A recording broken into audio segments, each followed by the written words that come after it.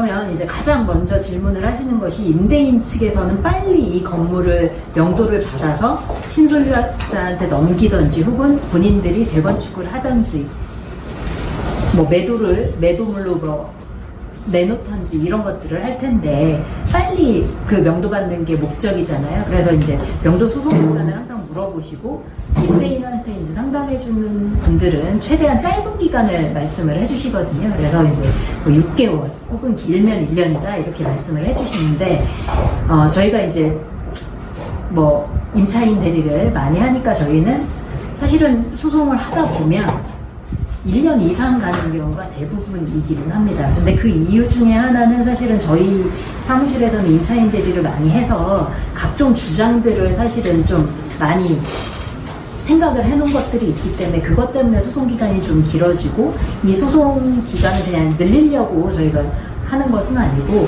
이것이 임차인들한테 주는 이제 그 실제 이익은 언젠가 명도를 당하더라도 그 기간 동안 영업을 해서 영업이익을 얻으실 수 있으니까 그것 때문에 조금 더 기간을 확보해주는 차원에서 저희는 조금 더 열심히 그 기간을 늘리려고 하지만 이러한 사정을 법원이 모르지는 않습니다.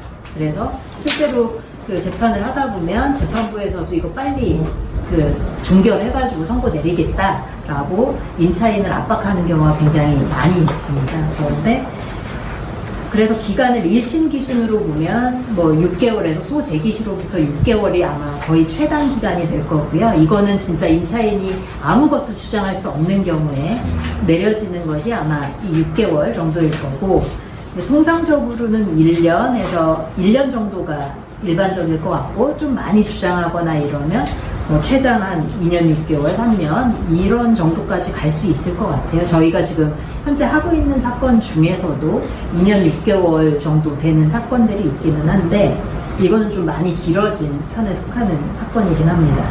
그리고 2심은 1심보다는 사실은 빨리 끝나는 것 같아요. 그래서 이제 뭐 임대인 또는 임차인이 항소를 하는 경우에 빠르면 이것도 6개월인데 이건 왜 6개월이냐 그러면 이제 항소심 재판부가 재판을 여는 기간이 한 3, 4개월 걸리거든요. 그러니까 그것 때문에 6개월이고 이제 한두 번 하면은 끝나는 재판들이 또 있습니다. 근데 항소심에서 추가로 주장하거나 뭐 입증할 것들이 있으면 그거보다 조금 길어지게 돼서 6개월에서 1년 사이로 2심이 진행이 되고 3심은 이제 대법원으로 상고를 하는 것이기 때문에 이거는 법률심이거든요. 사실관계를 다투는 건 아니라 1심, 2심의 판단이 2심의 판단이 법률적으로 잘못되었거나 그러면 그걸 판단하는 거기 때문에 상당히 기간은 짧아지게 됩니다.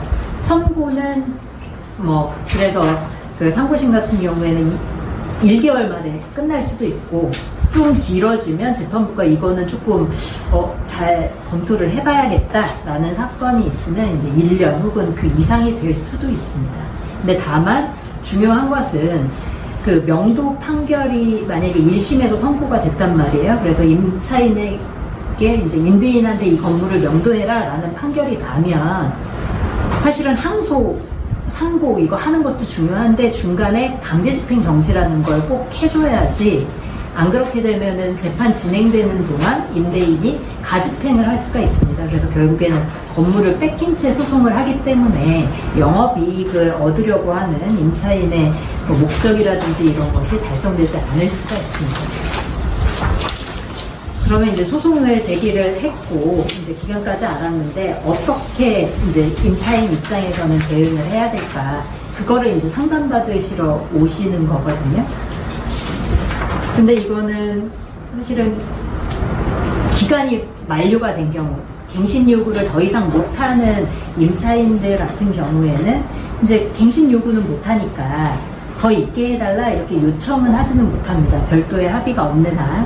그럼 이제 나가야 되는데 정해진 기간에 나가야 하는 건 맞는데 임차인이 그냥 나가는 것은 아니고 주장할 수 있는 것이 있죠. 권리금 회수기의 보호를 이제 요청을 할 수가 있고 신규 임차인을 데리고 와서 신규 임차인하고 임대인이 그 임대차 계약을 체결할 수 있도록 주선을 할 수가 있습니다. 그런데 임대인이 이걸 방해하게 되면 손해배상 청구를 할 수가 있으니까 대부분 갱신 요구 기간이 끝난 임차인들 경우에는 뭐 기간 만료 6개월 전서부터 기간 만료일까지 신규 임차인을 좀 주선을 하셔라 라고 말씀을 하고, 또 이거에 신규 임차인을 주선을 했을 때 바로 임대인이 그 계약에 응해주시면 전혀 문제가 없습니다. 임차인은 뭐 자기가 뭐 투자했던 금액들을 일부라도 반환을 받아서 나가는 것이기 때문에 소송거리가 안 생기는데, 이제 소송이 되는 거는 이걸 거절했기 때문에 이제 문제가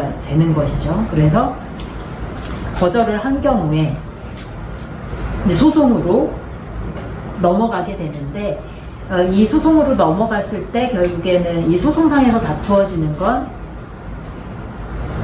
임대인이 방해행위를 했느냐, 그리고 신규 임차인하고 기존 임차인이 체결한 권리금 그 금액하고 그 법원이 그 판단한 감정가액인 그 손해배상액, 그것이 뭐 얼마인지 그거를 감정하는 절차, 요게 이제 핵심이 되는 것 같습니다. 그래서 방해행위가 있었다면 그 당연히 손해배상이 인정이 될 텐데, 손해배상액은 결국에는 감정을 통해 가지고 그 신규 임차인하고 체결한 그 권리금하고 그 법원에서 감정한 감정가액 중에 낮은 금액을 가지고 이제 법원에서 가감해가지고 결정을 하게 됩니다.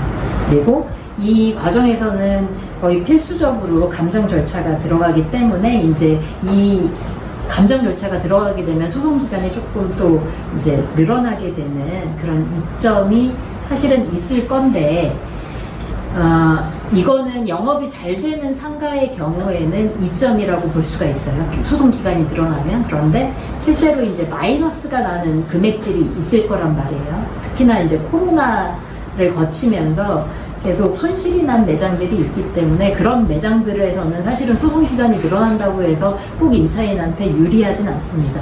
그렇기 때문에 이제 그 건물에서 나와서 소송을 진행을 할 것이냐, 권리금 회수기의 방해를 이유로 한 손해배상 소송을 할 것이냐, 아니면 건물에서 계속 영업을 하면서 소송을 진행하실 것이냐는 이제 경제적으로 판단을 하셔야 되는 것 같아요. 그리고 소송을 하시면서 이제 감정료가 법원에 이제 납부를 해야 되기 때문에 이 감정료 비용도 수임료랑 별도로 이제 발생하는 거니까, 이런 금액들도 좀 판단을 하셔야 되고, 그 금액들은 좀 사실은 천차만별입니다. 그래서 저희가 감정료를 냈던 것 중에 뭐 최하는 150만 원대가 있었고, 많은 거는 1000만 원 넘는 금액까지 있었기 때문에, 이거는 그 규모나 이런 것에 따라서 많이 달라지리라고 봅니다.